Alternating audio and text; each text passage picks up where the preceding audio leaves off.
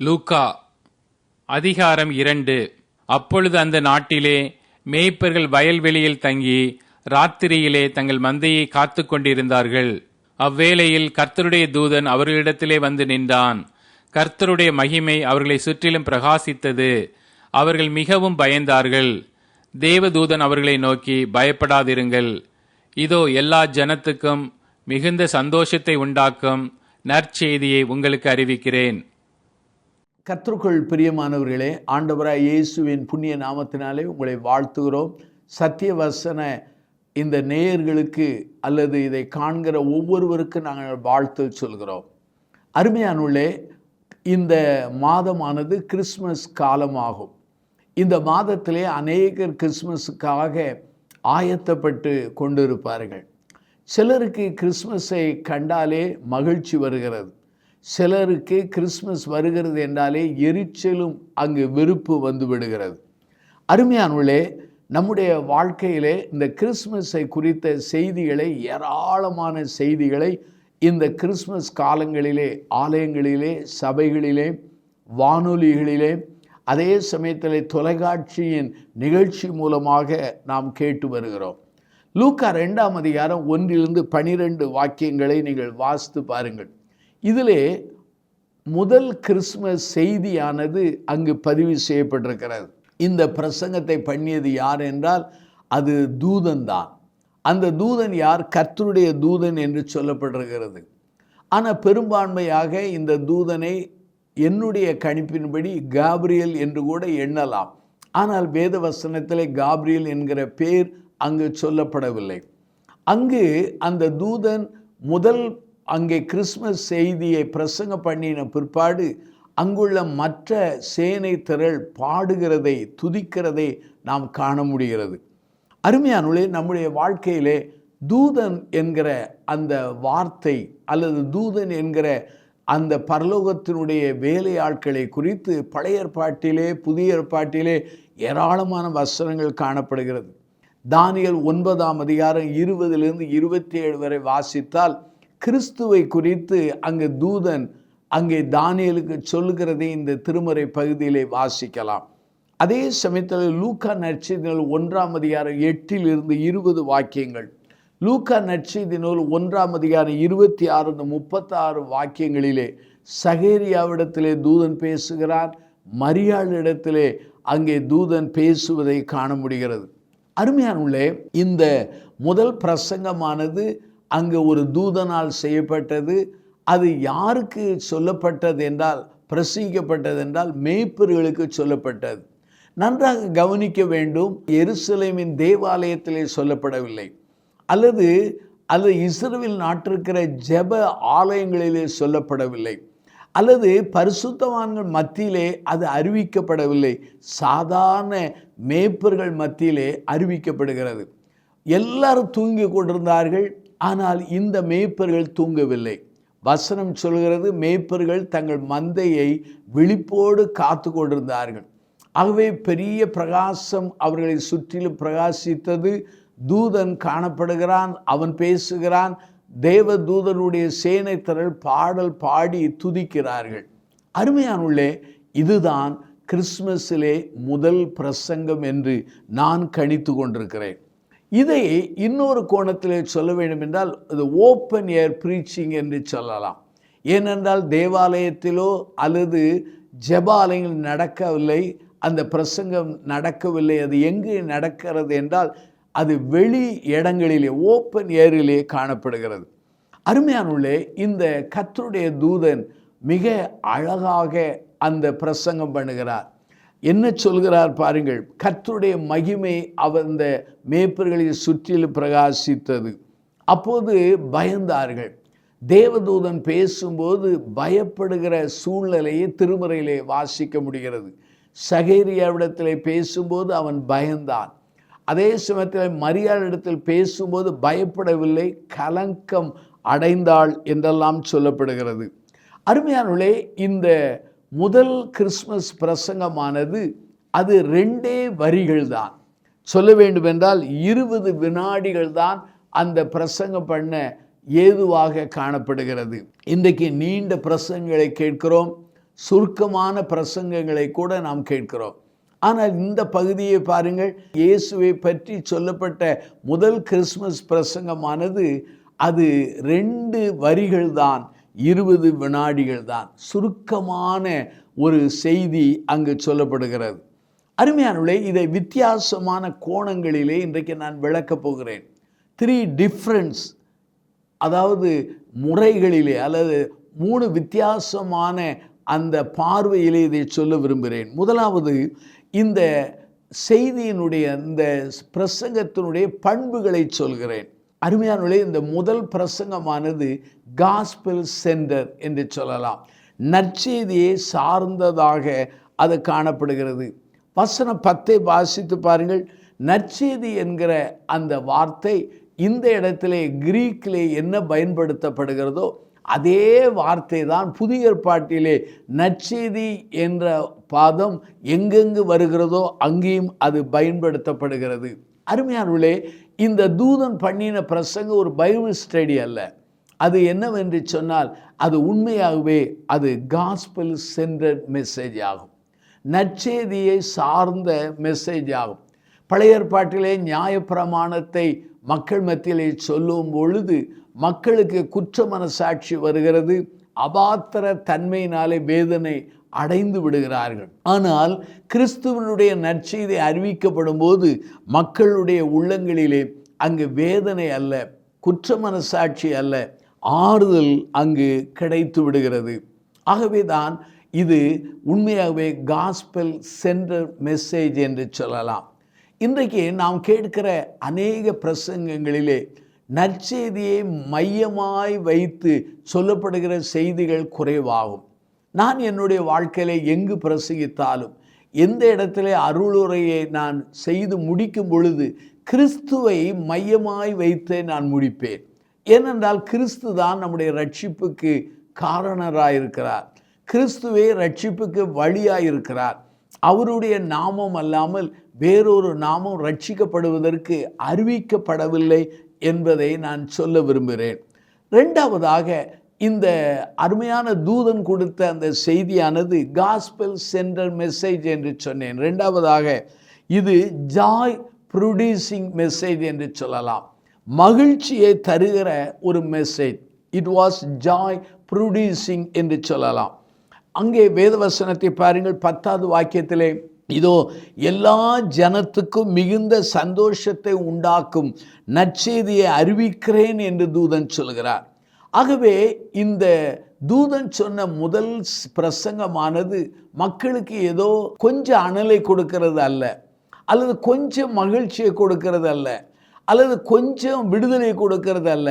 அது மிகுந்த சந்தோஷத்தை கொடுக்கிற நற்செய்தியாக அது காணப்படுகிறது. இன்னும் சொல்ல வேண்டும் என்றால் இந்த அருமையான செய்தியானது பவர்ஃபுல் மெசேஜ் என்று சொல்லலாம். ஏனென்றால் இந்த நற்செய்தியானது மனிதர்களை மாற்றுகிறது, மனிதர்களை உருவாக்குகிறது, மனிதனுடைய பாவத்தன்மையிலிருந்து நம்மை விடுவித்து நம்மை அவருடைய சாயலாக மாறுகிறது. ஆகவே தான் அருமையானவர்களே, இந்த நற்செய்தியை, கிறிஸ்துவின் நற்செய்தியை கேட்கிறவருடைய வாழ்க்கையிலே மாற்றங்கள் வருகிறதா இருக்கிறது. முதலாவது சொன்னேன், இது காஸ்பல் சென்டர் மெசேஜ் என்று சொன்னேன். அதாவது நற்செய்தியை மையமாய் வைத்த ஒரு பிரசங்கம் என்று சொன்னேன். 2வதாக, மகிழ்ச்சியை உருவாக்குற ஒரு செய்தி என்று சொன்னேன். 3வதாக, இது சாதாரண செய்தி அல்ல, வல்லமையான செய்தி என்று சொன்னேன். அருமையானவர்களே, 2வதாக, இந்த தூதன் பண்ணின பிரசங்கத்திலே 2வது குறிப்பு என்ன? The content of the message என்று சொல்லலாம். இந்த செய்தியினுடைய சாரம்சம் என்ன, உள்ளடக்கம் என்ன, அதை நான் சொல்ல விரும்புகிறேன். பல செய்திகளை நாம் கேட்டு வருகிறோம், வானொலியிலோ தொலைக்காட்சிகளிலோ. சில செய்தியிலே உள்ளடக்கம் இல்லாமல் போய்விடுகிறது. ஆனால் இந்த தூதன் கொடுத்த அந்த முதல் பிரசங்கத்திலே உள்ளடக்கம் இருக்கிறது. முதல் காரியம் என்ன? முதல் குறிப்பு என்ன? இரட்சகர் பிறந்திருக்கிறார். அதனுடைய பொருள் என்ன? மீட்பர் பிறந்திருக்கிறார். நம்முடைய வாழ்க்கையிலே மனிதன் நிர்பந்தமான சூழ்நிலையிலே பாவத்திலே அகப்பட்டிருக்கிறான். அவனை விடுவிப்பதற்காக, அவனை ரட்சிப்பதற்காக ஆண்டவராகிய இரட்சகர் பிறந்திருக்கிறார். அருமையானவர்களே, இந்த செய்தியினுடைய சாராம்சம் என்ன?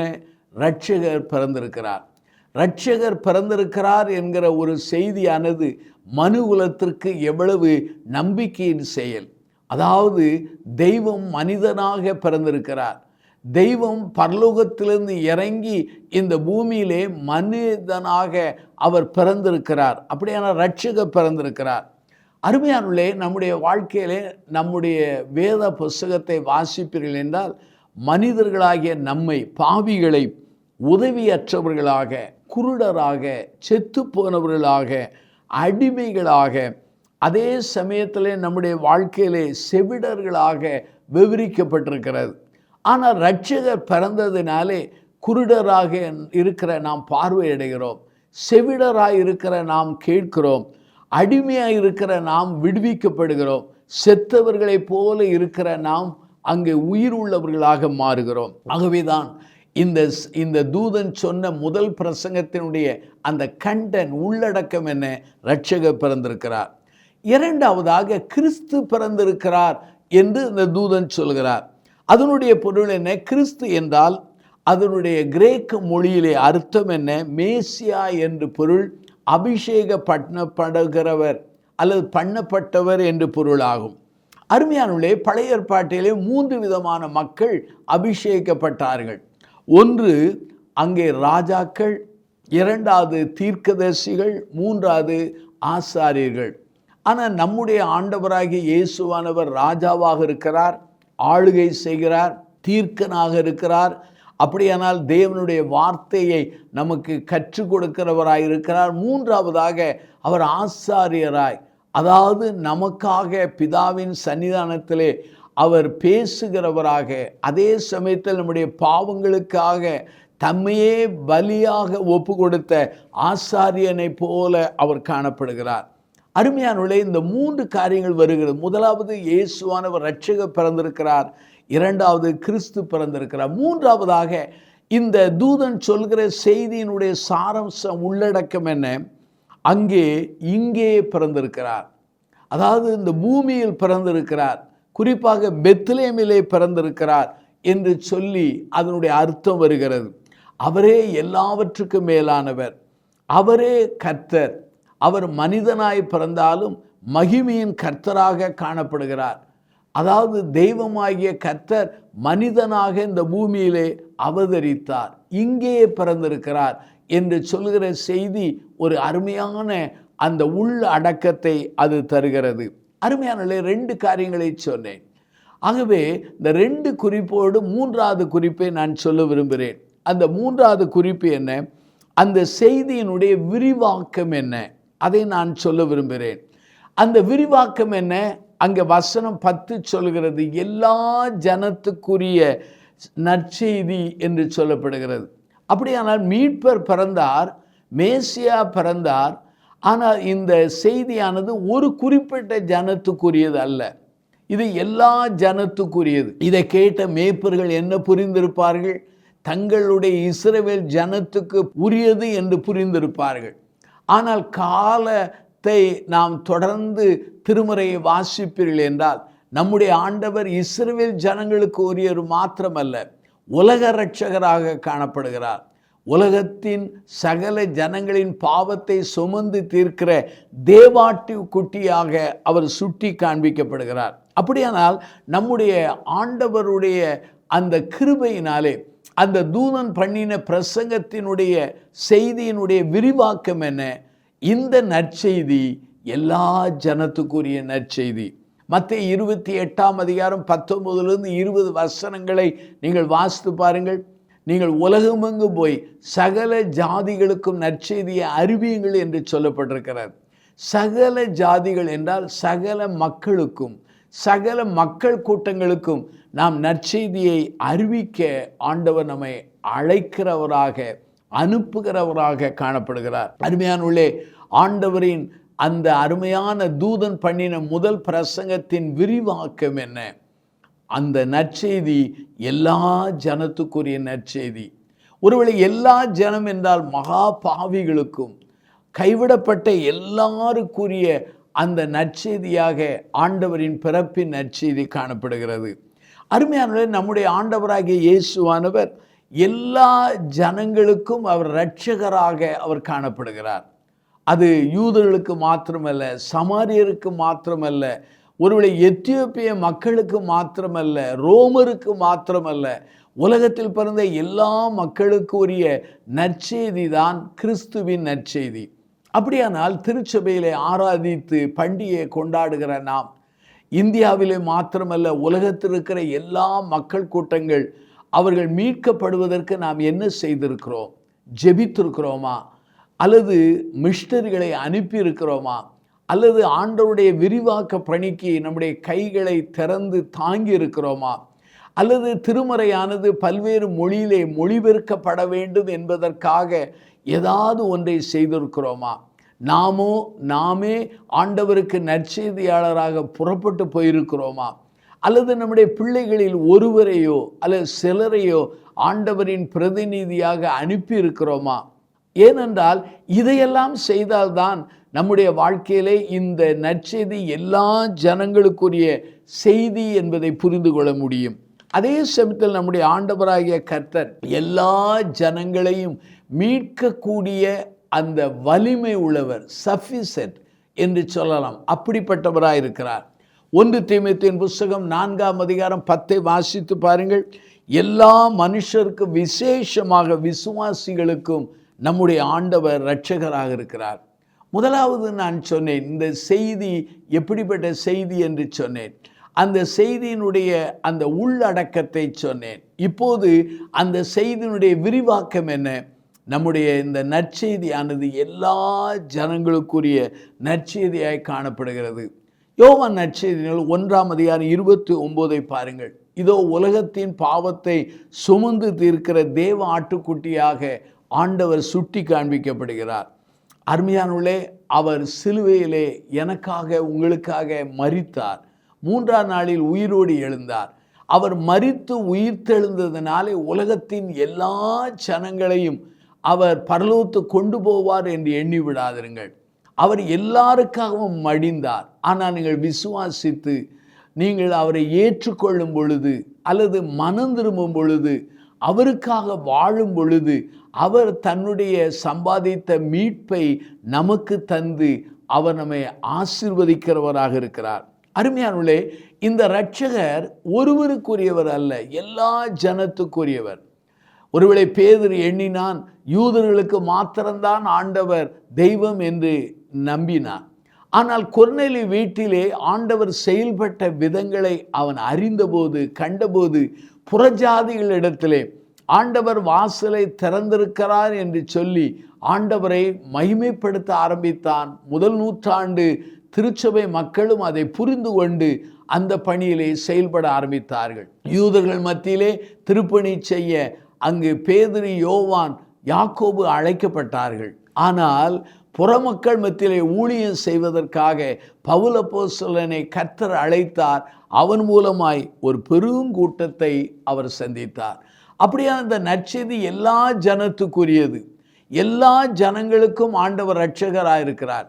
எல்லா ஜனங்களை மீட்கக்கூடிய தகுதி படைத்தவராக இருக்கிறார். ஆனால் எல்லா ஜனத்துக்கு என்று சொல்லும் பொழுது இந்த லூக்கா 2ஆம் அதிகாரத்திலே நான் மறுபடி ஞாபகப்படுத்துகிறேன். முதல் பிரசங்கம் யாருக்கு செய்யப்பட்டது? மேய்ப்பர்களுக்கு செய்யப்பட்டது. முதல் பிரசங்கம் யாரால் செய்யப்பட்டது? தூதனால் செய்யப்பட்டது. அப்படி செய்யும் பொழுது அந்த முதல் பிரசங்கத்தை யார் கேட்டார்கள்? மேய்ப்பர்கள். மேய்ப்பர்கள் யார் என்றால் சமுதாயத்தில் தள்ளப்பட்டவர்கள். அது மாத்திரமல்ல, மேய்ப்பர்கள் யார் என்று சொன்னால் அவர்கள் சமுதாயத்திலே கடைசி நிலையிலே வைக்கப்பட்ட அற்பமான ஜனங்கள். இந்த மேய்ப்பர்கள் யார்? அன்கிளீன் பீப்புள், அதாவது சுத்தமில்லாத மக்கள். ஆகவே இவர்களுடைய ஆடுகள் தான் பலிக்கு வருகிறது. ஆனால் இவர்களோ அவர்கள் அசுத்தமான மக்களாய் கருதப்பட்டவர்கள். இந்த மேய்ப்பர்கள் ஆராதிக்கிற இடங்களிலே அவர்களை அனுமதிக்க மாட்டார்கள் இயேசுவின் காலத்திலே. அது மாத்திரமல்ல, இந்த மேய்ப்பர்கள் அவர்களுடைய சாட்சியானது நீதிமன்றத்திலோ எங்கேயும் அது எடுபடாத ஒரு சூழலை அந்த சாட்சியை ஏற்றுக்கொள்ள மாட்டார்கள். இப்படிப்பட்ட மக்கள் மத்தியில்தான் ஆண்டவருடைய நற்செய்தியானது, கிறிஸ்துமஸுடைய பிரசங்கமானது முதல் முறையாக அங்கு சொல்லப்பட்டது. அப்படியான அருமையானவர்களே, இந்த செய்தியை கேட்டுக்கொண்டிருக்கிற உங்கள் வாழ்க்கையிலே நீங்கள் எந்த நிலையில் இருந்தாலும் இந்த கிறிஸ்துமஸ் செய்தி, அதாவது கிறிஸ்து பிறந்த செய்தி, கிறிஸ்துவின் மீட்பின் செய்தி உங்களை நோக்கி வருகிறது. நீங்கள் தள்ளப்பட்டவர்களாக இருக்கலாம், அல்லது சமுதாயத்தில் தளர்ந்த நிலையிலே கடைசி நிலையில் இருக்கலாம், உங்களை மக்கள் ஏற்றுக்கொள்ளாமல் அங்கீகரிக்காமல் இருக்கலாம், அல்லது உங்களுடைய வார்த்தை மக்கள் மத்தியில் எடுபடாமல் இருக்கலாம். அப்படிப்பட்ட உங்களை தேடி ஆண்டவருடைய நற்செய்தி வருகிறது. ஆகவே தான் ஆண்டவருடைய நற்செய்தியானது மேய்ப்பர்கள் மத்தியிலே வருகிறது. லூக்கா நற்செய்தி நூல் 10ஆம் அதிகாரத்தில் 21 வாசிக்கிறேன். வானத்துக்கும் பூமிக்கும் ஆண்டவரே, இவைகளை நீ ஞானிகளுக்கும் கல்விமான்களுக்கும் மறைத்து பாலகருக்கு வெளிப்படுத்தபடினால் உம்மை தோத்தரிக்கிறோம். பாருங்கள், கிறிஸ்துவினுடைய அந்த பிறப்பின் முதல் பிரசங்கம் தீர்க்கர்களுக்கு சொல்லப்படவில்லை, ஞானிகளுக்கு சொல்லப்படவில்லை, யூத தேவாலயத்தில் சொல்லப்படவில்லை, ஜெபாலயத்தில் இருக்கிற ஜெப ஆலய தலைவனுக்கு சொல்லப்படவில்லை. சமுதாயத்தில் எங்கேயோ இருந்த தரைமட்டத்தில் இருக்கிற மேய்ப்பர்களுக்கு சொல்லப்பட்டது. 1 கொரிந்தியர் 1ஆம் அதிகாரம் 27 பாருங்கள். ஞானிகளை வெட்கப்படுத்தும்படி தேவன் உலகத்தில் பைத்தியமானவர்களை தெரிந்து கொண்டார், பலம் உள்ளவைகளை வெட்கப்படுத்தும்படி பலவீனர்களை தெரிந்து கொண்டார், உள்ளவைகளை அவமாக்கும்படி உலகத்தில் இழிவானவைகளையும் அற்பமாய் எண்ணப்பட்டவைகளையும் இல்லாதவைகளையும் தேவன் தெரிந்து கொண்டார். 1 கொரிந்தியர் 1ஆம் அதிகாரம் 27, 28 இதை வாசிக்க முடிகிறது. அப்படியான அருமையானவர்களே, நான் 3 காரியங்களை சொன்னேன். இந்த செய்தியின் விரிவாக்கத்தை சொன்னேன், இந்த செய்தியினுடைய உள் அடக்கத்தை நான் சொன்னேன், அதே சமயத்தில் இந்த செய்தியினுடைய அந்த சொன்ன முறைகளை நான் சொன்னேன். அருமையான என் சகோதர சகோதரிகளை, என் வாழ்க்கையில் இந்த திருமறை பகுதியை நான் வாசித்து இதை ஆயத்தம் பண்ணும் பொழுது ஒன்றை அருமையாய் புரிந்து கொண்டேன். கிறிஸ்துமஸ் முதல் பிரசங்கம் இதுதான். ஆகவேதான் இந்த பிரசங்கத்துக்கு நான் வைத்த தலைப்பு கிறிஸ்துமஸின் முதல் பிரசங்கம் தூதனால் செய்யப்பட்டது, அதை கேட்டவர்கள் மேய்ப்பர்கள் என்று சொன்னேன். இப்பொழுது இந்த பகுதியை நான் முடிக்கும் பொழுது 3 காரியங்களை ஞாபகப்படுத்துகிறேன். முதல் காரியம் என்னவென்றால், இந்த செய்தியினுடைய நற்குணத்தை சொன்னேன், இந்த செய்தியின் உள்ளடக்கத்தை சொன்னேன், இந்த செய்தியின் விரிவாக்கத்தை சொன்னேன். இந்த பகுதியை வாசிக்கும் பொழுது முதலாவது தூதன் பிரசங்கிக்கிறார். இரண்டாவது, தூதன் பிரசங்கித்த பிற்பாடு சேனை திரள், அதாவது தூதர்கள் கூட்டம் பாடுகிறார்கள் அல்லது துதிக்கிறார்கள். மூன்றாவதாக, அங்கே மேய்ப்பர்கள் இதை கேட்ட பொழுது பிள்ளையை போய் கண்டு அவரை தரிசித்து விட்டு மகிமைப்படுத்தி கொண்டே அவர்கள் வருகிறார்கள். இவர்கள் போய் பிள்ளையை தரிசித்து அவர்கள் மகிமைப்படுத்தி கொண்டே துதியை செய்வது மிஷன் என்று சொல்கிறேன். முதலாவது ப்ரீச்சிங், ரெண்டாவது ப்ரைசிங், அதாவது தோத்தரிப்பது, மூன்றாவது என்ன தெரியுமா, அதை கீழ்ப்படிந்து அந்த பணியை செய்தது மிஷன் ஒர்க் என்று சொன்னேன். இந்த செய்தியை கேட்டுக்கொண்டிருக்கிற சகோதர சகோதரியே, செய்தியை கேட்கிற நீங்கள் துதியுங்கள், அதே சமயத்தில் திருப்பணியில் ஈடுபடுங்கள். கர்த்தர் உங்களை ஆசீர்வதிப்பார். கண்களை மூடி நாம் ஜெபிப்போம். அன்பின் பிதாவே, இந்த நல்ல நாளுக்காக நாங்கள் நன்றி சொல்கிறோம். கிறிஸ்துமஸை செய்தி முதல் பிரசங்கத்தை நாங்கள் கற்றுக்கொண்டோம். எண்ணிக்கை கடங்காத ஆயிரக்கணக்கிலே லட்சக்கணக்கான கிறிஸ்துமஸ் செய்திகளை நாங்கள் கேட்டிருக்கிறோம். ஆலயங்களிலே, சபைகளிலே, ஆராதனைகளிலே, ஏன் வானொலி பெட்டியின் வழியாக, தொலைக்காட்சியின் நிகழ்ச்சிகள் வழியாக இதை நாங்கள் கேட்டிருக்கிறோம். ஆனால் முதல் பிரசங்கம் ஒரு தூதனால் செய்யப்பட்டது என்று அறிந்தபோது ஆச்சரியப்படுகிறோம். முதல் பிரசங்கத்தை கேட்டவர்கள் ஆண்டவரை மேய்ப்பர்கள் என்பதை அறிந்து உம்மை தோத்தரிக்கிறோம். முதல் பிரசங்கம் முடிந்த பிற்பாடு அங்கு ஒரு பெரிய ஆண்டவரை ஒரு கொயர், ஒரு பாடகர் குழு பாடுகிறார்கள். அது மனித பாடகர் குழு அல்ல, அது பரலோகத்தின் தூதர்களுடைய பாடல் குழுவின் பாடல் என்று அறிந்து உம்மை தோத்தரிக்கிறோம். ஆண்டவரை பிரசங்கித்தார்கள், பாடினார்கள். அடுத்தது மேய்ப்பர்கள் கீழ்ப்படிந்து அந்த மிஷன் பணியை செய்ததை அறிந்து உம்மை தோத்தரிக்கிறோம். இந்த செய்தியை கேட்கிற மக்கள் உணர்வடைந்து தங்களால் இயன்ற பரிந்தும் ஆண்டவருக்காக சேவை செய்ய, ஆண்டவருக்காக உழைக்க, ஆண்டவருக்காக திருப்பணி செய்ய அவர்களை வல்லமைப்படுத்தும். ஒவ்வொருவரை நீர் ஆசீர்வதியும். இயேசுவின் நாமத்தில் ஜெபிக்கிறோம் ஜீவனுள்ள பிதாவே.